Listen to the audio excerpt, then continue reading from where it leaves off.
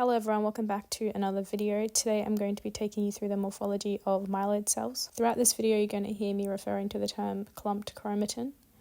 This is one of the ways that we are able to identify the maturity of the cell. A good way to distinguish this is to think about diffuse chromatin as being a bit watery, as being a bit lacy, and clumped chromatin as being a bit more dense and packed. And you can see that difference between the two images on the screen. The blast cell has got diffuse chromatin and the mature neutrophil has got clumped chromatin. When you are trying to identify the type of cell, there are a few things you need to consider. Number one being the maturity of the chromatin pattern. Number two, the size of the cell. Number three, the amount of nucleoli you can see. Number four, the cytoplasm. So we're going to start off with myeloblasts. Myeloblasts are the most immature cells that you'll see in the peripheral blood. They are large with a round to oval nucleus, a smooth or fine immature chromatin pattern. There's usually one or more distinct nucleoli, and there's typically no granules in the cytoplasm. The nuclear to cytoplasm ratio, or NC, is generally high, and the cytoplasm is basophilic. So you can see the blast cell on the very left, it's got very high NC ratio, the basophilic cytoplasm, the chromatin pattern is immature, there's nucleoli. This one's actually got vacuolation as well, which you can get sometimes. But what really is obvious to me is the nucleoli and the chromatin pattern in this cell tells me that is a blast. The image in the middle, there's more nucleoli in this one, so that definitely tells you that is a immature cell.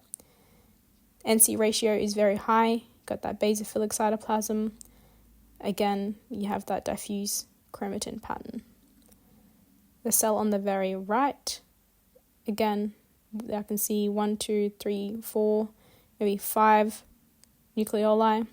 Very diffuse chromatin pattern, high NC ratio, it is a very large cell. The cytoplasm isn't very basophilic, but it's still a blast. Promyelocytes, these cells are large, sometimes even larger than blasts, with a round or oval nucleus. They have an immature fine chromatin pattern. This is also where you start to get granules. The cytoplasm is slightly less basophilic than in a blast, but it's still basophilic. How I distinguish between a blast and promyelocyte is whether or not there are granules. If you start to see granules, then call it a promyelocyte. The other thing is that the nucleoli is very, very obvious. There's usually one prominent nucleoli, and the NC ratio is high. So you can see the image on the left. There's a nice promyelocyte there. It's got granules. There's a prominent nucleoli. It's too big to be a myelocyte. The chromatin pattern isn't quite dense enough to be a myelocyte either. And because there's granules, it's not a blast, so it's a promyelocyte. The image in the center, again, very prominent nucleoli, lots of granules, basophilic, it's large. The image on the very right, again, you got that very prominent nucleoli, basophilic cytoplasm, got your granules coming through as well. It's promyelocyte. Myelocyte, it's smaller than the promyelocyte. The nucleus can be round or oval and is usually in the center, but it can be eccentric as well, meaning shift to the side.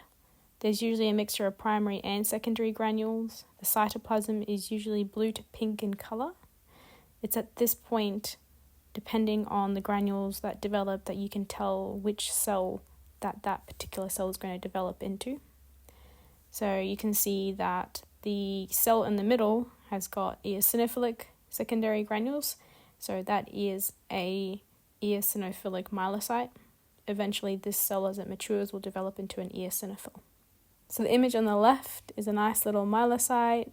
The nucleus is round, it's eccentrically placed. The cytoplasm is blue-pink in color. You got those granules coming through as well.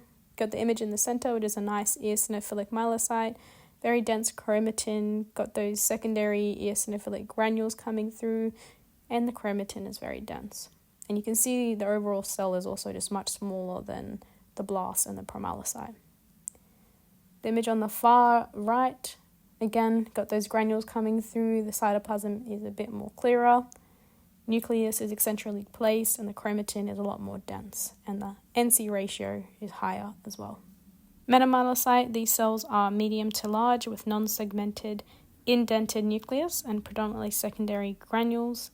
The chromatin is more dense and the shape, I like to think of it as a kidney bean, and the cytoplasm is usually pink in colour.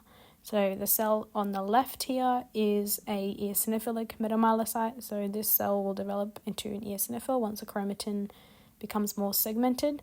You can see the indentation, it's a kidney bean shape, so we call this a metamyelocyte because of that indentation. The cell on the right has that indented nucleus. The chromatin pattern is dense, there's no nucleoli.